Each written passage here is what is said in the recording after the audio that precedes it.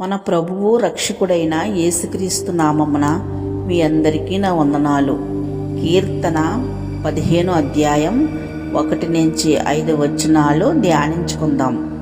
యెహోవా, నీ గుడారములో అతిథిగా ఉండదగిన వాడెవడు? యథార్థమైన నడక, నిష్కపటమైన ప్రవర్తన కలిగి నీతిమంతులుగా, న్యాయమంతులుగా, ప్రేమ కలిగిన వారిగా నడుచుకోవాలి.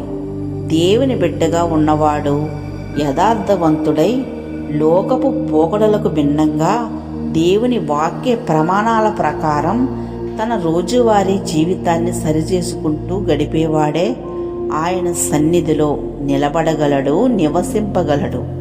దేవుడి సన్నిధికి అర్హులైన వారు ఇతరుల విషయమై దుష్కార్యములు తలపెట్టరు.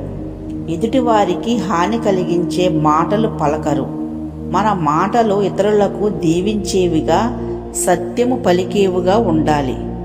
బయటకు కనిపించే భక్తి కంటే అంతరంగములో ఉండే స్వచ్ఛతకు దేవుడు ప్రాముఖ్యతనిస్తాడు. తన తోటివారిని అవమానించని వాడు, చెడుగా చూడని వాడే దేవునికి ఇష్టడు. అధములను తునీకరించకుండా యెహోవా యందు భయభక్తులు గల వారిని గౌరవించడం ఒక ముఖ్యమైన లక్షణం.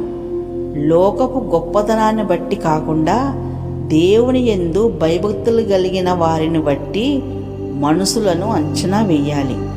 దేవుని సన్నిధిలో నివసించేవాడు తాను చేసిన ప్రమాణాలను, మాటలను మర్చిపోడు.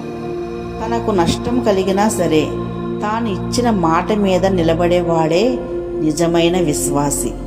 అక్రమ మార్గములో వచ్చే లాభాన్ని లేదా లంచాలను ఆశించని వాడు దేవుని సన్నిధిలో స్థిరంగా ఉంటాడు.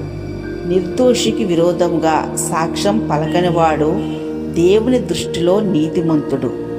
ఈ మంచి లక్షణాలు మీ జీవితంలో ఫలించాలంటే యేసుక్రీస్తునందు ఉంచబడిన విశ్వాసం ద్వారా పరిశుద్ధాత్మ సహాయంతో పరలోకపు తండ్రి మీ జీవితంలో ఫలింపజేస్తాడు.